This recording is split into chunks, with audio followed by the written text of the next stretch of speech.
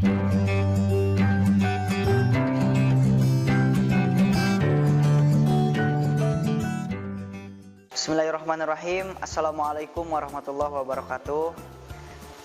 Hamdan wa syukranillah. Semoga kita semuanya dalam keadaan sehat walafiat. Amin ya Allah ya rabbal alamin. Bertemu lagi bersama saya Ustaz Suherlan. Di sini saya akan mencoba menjelaskan pendidikan agama Islam kelas 10 semester 2 bab 14 meneladani dakwah Rasulullah sallallahu alaihi wasallam periode Mekah. Proses dakwah Rasulullah sallallahu alaihi wasallam periode Mekah.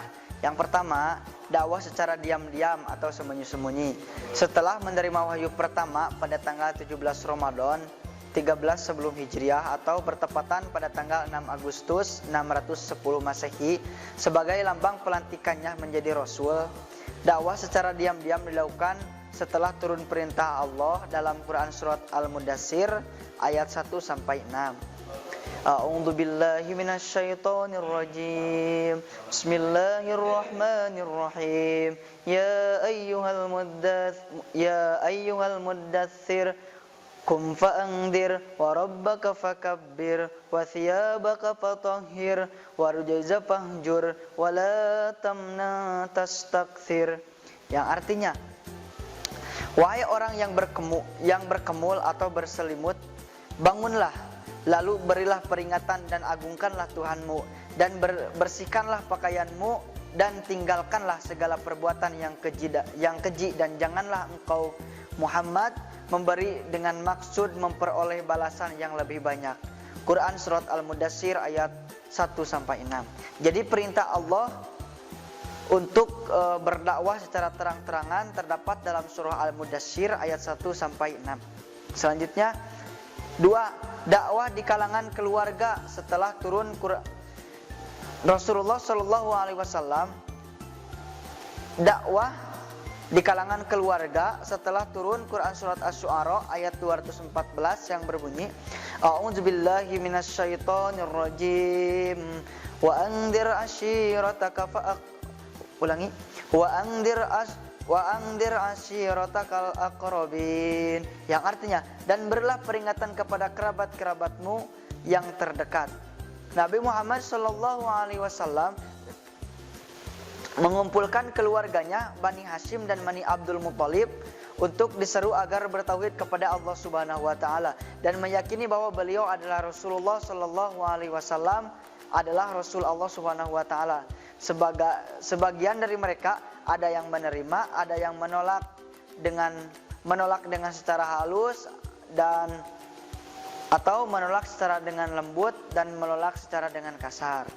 Selanjutnya, yang bagian kedua, dakwah secara terang-terangan. Setelah kurang lebih 3 tahun berdakwah secara diam-diam, turunlah Quran surat Al-Hijr ayat 94 yang berbunyi, A'udzubillahi minasyaitonir rajim. Bismillahirrahmanirrahim. Fasda' bima tu'mar wa a'rid 'anil musyrikin. Yang artinya, maka sampaikanlah Muhammad secara terang-terangan segala apa yang telah diperintahkan kepadamu dan berpalinglah dari orang yang musyrik. Quran surat Al-Hijr ayat 94. Dakwah secara terang-terangan dilakukan dengan cara menyeru dari Bukit Sofa. Pada periode ini, tokoh besar Quraisy telah masuk Islam, yaitu Hamzah radhiyallahu an, paman Nabi Muhammad, dan Umar bin Khattab. Jadi, dakwah secara terang-terangan dapat menghasilkan dengan merayu untuk masuk Islam, diantaranya yaitu Hamzah pamannya Nabi dan Umar bin Khattab radhiyallahu an. Selanjutnya, substansi dakwah Rasulullah sallallahu alaihi wasallam periode Mekah. Substansi dakwah Rasulullah terbagi atau ada 5 bagian. Yang pertama, dakwah yang pertama kali dilakukan oleh Rasulullah adalah masalah yang berkaitan dengan tauhid. Jadi Rasulullah pertama kali dakwah membasmi atau menerangkan tentang tauhid. Misalkan kita beriman kepada Allah, kepada malaikat, kepada Rasul. Cara bertauhid. Yang kedua, penerapan akhlakul karimah. Jadi dakwah Rasulullah substansinya itu yang kedua penerapan akhlakul karimah. Yang ketiga menggalang persaudaraan dan persatuan sesama muslim dan bersikap tegas terhadap orang kafir. Yang keempat menebarkan kasih sayang dan menghindari peperangan. Jadi Rasulullah ketika dakwah menebarkan kasih sayang sesama dan menghindari peperangan. Yang kelima meleburkan kepentingan diri pribadi ke dalam kepentingan kepada kepentingan umum. Ya, selanjutnya strategi dakwah Rasulullah SAW periode Mekah. Yang pertama hikmah. Maksudnya Rasulullah SAW menggunakan metodologi dakwah sesuai objeknya. Jadi Rasulullah misalkan menerangkan tentang sholat dakwah, jadi sesuai objeknya, sesuai contoh sholatnya, contoh ruku, contoh ihtidal gitu. Yang kedua mau'izatun hasanah atau amar ma'ruf nahil munkar. Jadi saling mengingatkan dalam kebaikan, mengajak sholat, mengajak meninggalkan kemaksiatan, itu diantaranya. Yang ketiga mujadalah, diterapkan dalam berdakwah terhadap cendekiawan. Dalam arti misalkan contohnya para raja, para tokoh-tokoh kerajaan, diterapkan mujadalah dalam arti jadi ketika itu dikirimkan surat ke raja-raja gitu. Nah, jadi disebutkan mujadalah. Yang keempat tabsyir dan tanzir, yaitu dengan cara memberi kabar gembira bagi yang mau beriman dan beramal soleh serta ancaman bagi yang ingkar terhadap kebenaran. Contohnya misalkan, ayo kita melaksanakan sholat itu menjaga perbuatan keji dan munkar. Atau lagi, ayo kita melaksanakan sholat atau kita ayo masuk Islam, nanti kita akan masuk ke surga. Itu contoh kecilnya. Yang kelima yaitu tarkib dan tarhib, menyampaikan kabar dan menyenangkan dan menakutkan. Jadi Rasulullah misalkan menyampaikan kabar surga itu menyenangkan, menyampaikan kabar neraka itu sangatlah menakutkan. Itu diantaranya contoh kecilnya. Yang keenam, al-wa'du dan al-wa'id, yaitu memberitahu adanya janji-janji dan ancaman Allah Subhanahu wa taala. Misalkan kita rajin bersyukur, maka Allah akan menambah nikmatnya. Kalau kita tidak bersyukur, maka Allah akan mengazabnya. Itu misalkan contoh-contoh dalam Al-Qur'an. Selanjutnya, faktor-faktor sosial yang mempengaruhi dakwah Rasulullah SAW periode Mekah. Yang pertama, aspek ideologis, yaitu kaum kafir Quraisy masih menganut beribadah mengikuti nenek moyang. Jadi itu sangat susah untuk mengubahnya atau mengajaknya ke jalan yang lebih baik lagi, ke jalan agama Islam. Karena orang-orang Arab, orang-orang Mekah tersebut sedang atau menganut beribadah mengikuti nenek moyangnya seperti menyembah berhala, menyembah matahari dan lain sebagainya. Yang kedua, aspek sosial, yaitu bangsa Arab hidup berkasta-kasta dan tiap-tiap orang digolongkan ke dalam kasta yang tidak boleh dilampauinya. Misalkan ada kasta yang miskin, ada yang kaya, ada golongan raja dan lain sebagainya. Dan ketiga, aspek ekonomi. Yaitu salah satu mata pencaharian kaum kafir Quraisy adalah membuat dan memperjualbelikan patung yang menggambarkan Al-Lata, Al-Uzza, Manat dan Hubal kepada jemaah haji dan Mekah. Jadi ketika orang-orang Arab, orang-orang kaum Quraisy, ketika ada umat muslim yang sedang melaksanakan ibadah haji, kaum Quraisy itu menawarkan patung, misalkan semacam patung Al-Lata, patung Al-Uzza, patung Hubal untuk dijual kepada jemaah haji di Mekah. Tuh. Selanjutnya nomor 4, aspek politik. Aspek politik yaitu kaum Quraisy tidak dapat membedakan antara kenabian dan kekuasaan atau antara kenabian dan kerajaan. Itu diantaranya faktor-faktor sosial. Nah, selanjutnya meneladani strategi dakwah Rasulullah SAW periode Mekah dan dalam konteks keindonesiaan dan globalisasi. Dasar berdakwah dalam Islam sudah sangat jelas diterangkan dalam Al-Quran, yaitu surat Al-Baqarah ayat 256. A'udzubillahi minasyaitonirrajim. La ikraha fid din.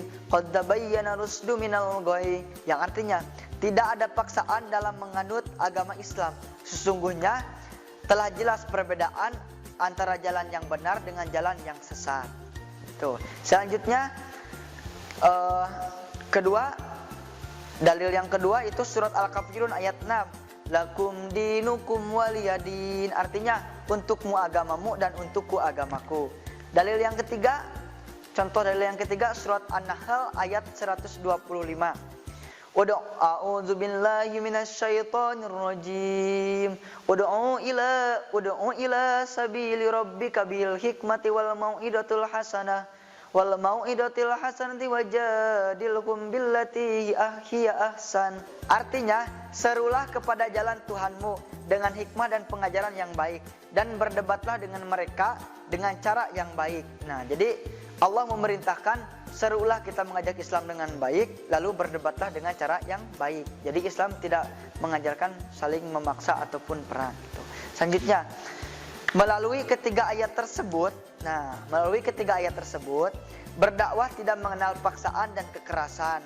Jadi Rasulullah tidak mencontohkan kekerasan dalam berdakwah, tidak mencontohkan kekerasan atau paksaan dalam menganut untuk beragama Islam, gitu. Tetapi mengedepankan toleransi seperti yang sudah diterapkan, diajarkan oleh Rasulullah SAW dengan mengajak orang-orang kaum kafir Quraisy untuk kembali ke jalan Allah atau masuk agama Islam dengan cara yang toleransi itu.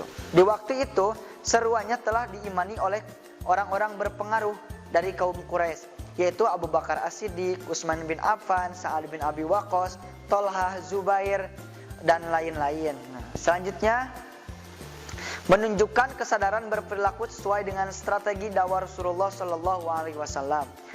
Dakwah adalah satu usaha yang dilakukan seseorang untuk mengajak orang lain berperilaku, bersikap, dan berkehidupan sesuai dengan aturan Allah Subhanahu wa taala.